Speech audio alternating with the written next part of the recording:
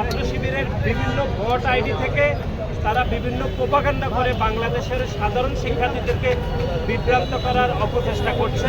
আপনারা জানেন যে গত এক সপ্তাহের মধ্যে বাংলাদেশে আরও কয়েকটি হত্যাকাণ্ড হয়েছে। বিশেষ করে খুলনাতে যুবদলের আমাদের একজন সহযোদ্ধাকে গুলি করে হত্যা করেছে এবং তার মৃত্যু নিশ্চিত করতে তার রগ কেটে দেওয়া হয়েছিল। এবং তারও 2 দিন পূর্বে আপনারা দেখেছেন কুমিল্লাতে একই পরিবারের 3 জনকে বম তৈরি করে হত্যাকাণ্ডের শিকার হতে হয়েছে।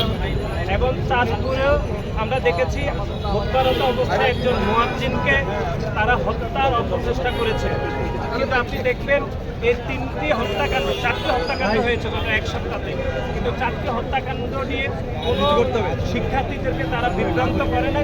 শুধুমাত্র চকবাজারের হত্যাকাণ্ড নিয়ে তারা গোপন তৎপরতার মাধ্যমে গুপ্ত সংগঠন ছাত্র শিবিরের বিভিন্ন ভোট আইডি থেকে তারা বিভিন্ন প্রোপাগান্ডা করে বাংলাদেশের সাধারণ শিক্ষার্থীদেরকে বিভ্রান্ত করার অপচেষ্টা করছে।